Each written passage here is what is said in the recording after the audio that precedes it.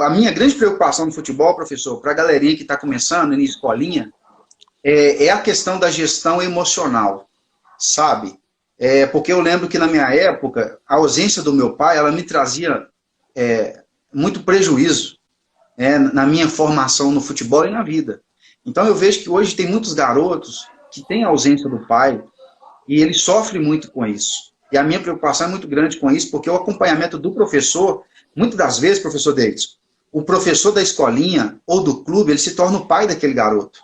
Ele se torna a referência daquele garoto. Eu lembro que na minha época, a minha referência de homem pai era o meu treinador. Quando eu comecei a jogar bola, quando eu entendi que era esse caminho que eu queria tomar para a minha vida. Então essa é a minha grande preocupação.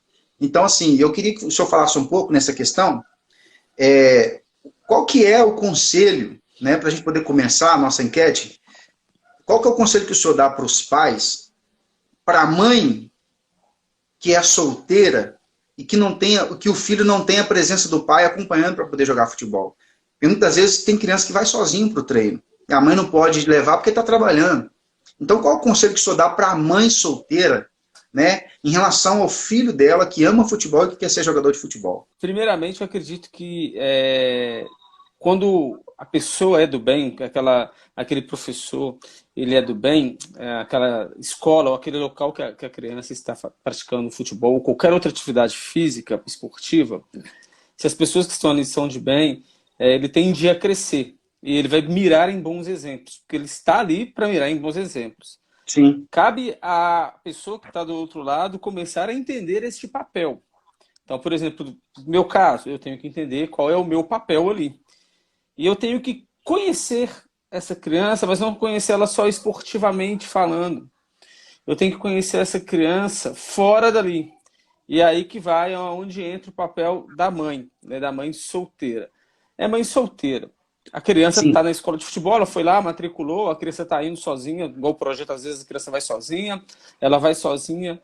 Mas qual é o contato que essa mãe tem buscado para estar ou se mostrar presente para que junto com o professor, junto com aquela escola, junto com aquele projeto esportivo, consiga ajudar o outro, porque tem que ter uma união. Não estou falando que tem que mandar mensagem, né, para a pessoa 11 horas da noite, meia-noite, não. Mas qual é o diálogo que tem, qual é o conhecimento que tem um do outro, né, para que consigam entender, diagnosticar coisas sobre aquela criança, para de fato fazer com que ela continue caminhando no bem, continue buscando crescer e mirar naqueles exemplos. Então eu acredito que o papel da mãe não pode ir nos treinos, mas às vezes tem jogo no sábado, no domingo, e ela pode ir acompanhar. Ela não precisa de entender de futebol. Porque eu falo que existe que mãe de escola de futebol, pai de escola de futebol, não torce para o time, torce para o filho. E isso para o filho é a coisa mais importante do mundo. É, é fato. É torcer para ele, é estar presente ali para ele.